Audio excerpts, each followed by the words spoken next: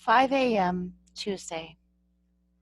Samuel Blackburn was an extremely punctual man, which may have been the reason why, at 35, he was still unmarried. His daily life was regulated.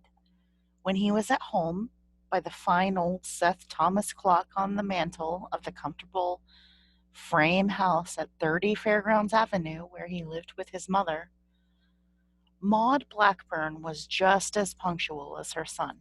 Indeed, it was she who had taught him the traits which guided his life. When he was a child, and she had stood him before the same clock many times, and her words were deeply etched in his mind. Time, she always said gravely, can be your friend or your enemy. If you treat it with respect and conserve rather than waste it, you will be a successful man. Time is God's gift to man, and you are allotted only so much of it in your lifetime. There is never enough of it to merely fritter it away on meaningless activities. Sam Blackburn had learned this lesson well, and time had become not only his guide, but his constant companion, his director, the dictating factor of his life. It is perhaps significant that for his graduation from high school, when he was 18, Blackburn had received as a gift from his mother a beautifully etched and engraved gold pocket watch. He never went anywhere without it and carried the motto engraved upon it in his head as well as on the watch. Time is the enemy only of those who are enemies of time. For 17 years now, he had carried this watch faithfully, and it guided his outside activities as surely as it did the mantel clock when he was at home. As And though the fine floral etching was worn smooth in several places, the watch was just beautiful and ticked away the seconds and minutes and hours just accurately, as it had when it was new. When the mantel clock chimed 5 this morning, Sam Blackburn awakened on the last note as if it had been an alarm set to rouse him. He wasted little time in performing his toilet and donning the blue shirt and gray trousers and vest he had laid out the night before. He prepared his usual breakfast of 1 fried egg, 2 strips of bacon, 1 slice of toast, and a cup of coffee. As usual, the clock was chiming the 3/4 hour when he left the house. A steady rain was still falling, and the air had a penetrating chill to it. He was glad he had worn his rubbers and heavy jacket. He raised his umbrella and walked a short distance to South Main Street when he turned north toward downtown. Although short in stature, scarcely 4 inches over 5 feet, Sam Blackburn walked with a strong, distance-eating pace.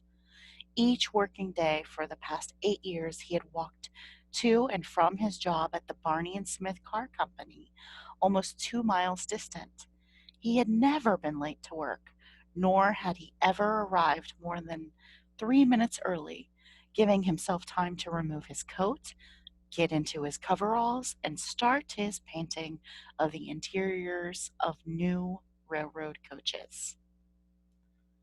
6 blocks north, at the corner of Vine and Main, Blackburn paused to watch old Mr. Saddle open his little cafe and grocery. He liked Ollie Saddle very much, and so it seemed did everyone else. The old man opened his doors about 6 each morning, and the fact that he rarely had any customers other than Blackburn until after 7 made little difference. He had been opening at 6 and closing at 8 in the evening for as long as he had been in business here, and though occasionally Sam Blackburn discreetly hinted that opening so early was just wasting his time, the old man merely chuckled and fell back on his often repeated adage that old dogs can't be taught new tricks. "Good morning, Ollie," Blackburn said. "No customers yet?" This was the usual preamble to their conversation, and Saddle answered his usual way. Nope, just Sam Blackburn. How you doing this morning, Sam? Fine, just fine. Nasty day, though, isn't it? Saddle bobbed his unkempt gray head. Looks like the rain's finally going to ease up a little today, though. Been a mighty weird sky these past 2 days. He filled up a cup of coffee and set it in front of Blackburn, who stirred in a half teaspoon full of sugar and nodded in return. I suppose, he said thoughtfully, it's the tail end of that cyclone that hit Omaha on Easter. Understand it did a terrible amount of damage. They can be bad, awful bad, Saddle said. Glad we don't get anything like that in the Miami Valley. Just lots of rain, he chuckled again. Both men looked toward the front window as the big NCR factory whistle blew. After a while, it stopped, then started to blow again. In a few minutes, a second, then a third whistle blew, and a little later, a church bell began tolling. The men looked at each other. Now, what do you suppose that's for? Ollie Saddle asked. Fire, Blackburn said. Probably a big one downtown. He shook his head slowly. Funny they'd make such a fuss, though. They never did that before. Well, we'll find out about it soon enough, I guess. Blackburn drained his cup, and Saddle immediately refilled it. The painter took out his watch, opened it, and noted that it was now several minutes after 6. He also noted, with some concern, that the link of the gold chain nearest the watch was worn so thin that even a slight pull would probably break it. Thankful he had spotted it in time, he unhooked the fob end of the chain from his vest buttonhole and put the chain into the vest pocket with the watch. Almost worn through, he told Saddle, noting the old man watching him. I'll have to try to fix it tonight. Fine-looking watch, Saddle said. As he'd said numerous times before, he was familiar with Blackburn's watch than he was with his own, at which he seldom bothered to look. A glow of pride suffused through the younger man, and he smiled. I like it, he said. Never loses a minute, and I've had it 17 years now. The conversation was almost a verbatim repeat of other conversations through the years, but both men played the game and acted as if it were a newly discovered topic. Outside, the whistles continued blowing, and now another church bell added to the din. Reckon that fire must be a pretty bad one, Saddle said. Mary'll probably tell me all about it when she gets in. Mary Shunk was a waitress at Saddle's who arrived at 7 each morning and left at 4.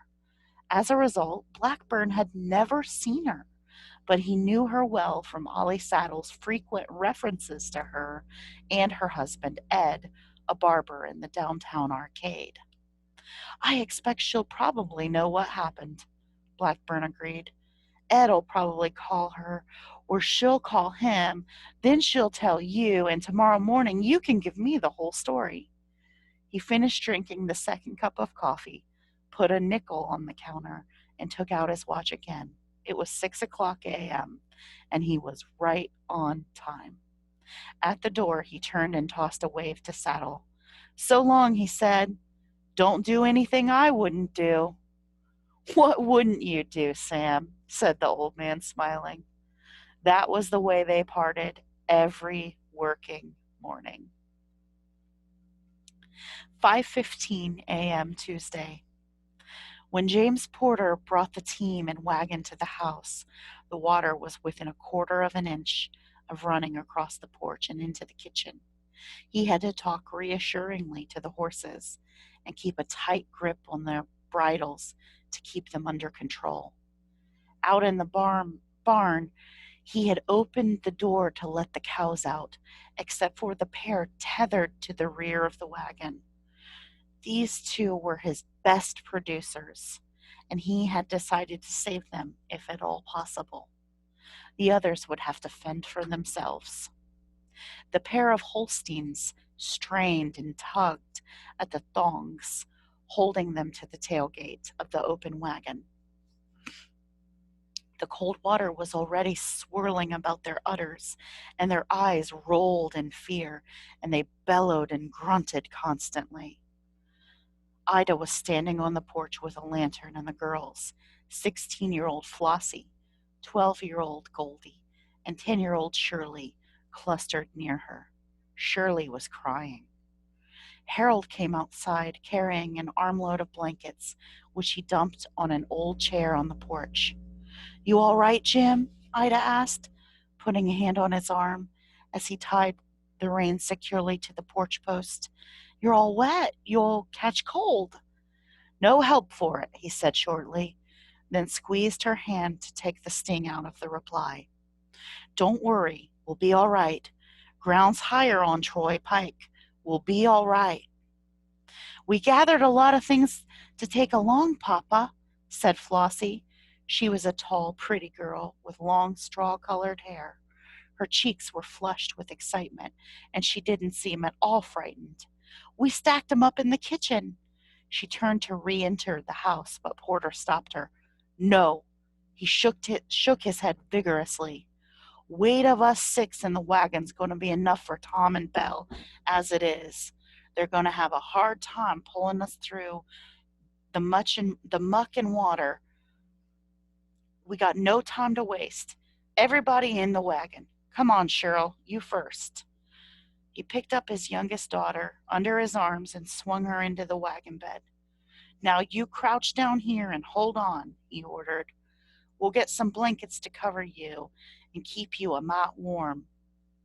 In a few minutes, all 4 children and their mother were huddled together in the wagon bed. Porter tossed 2 blankets over them.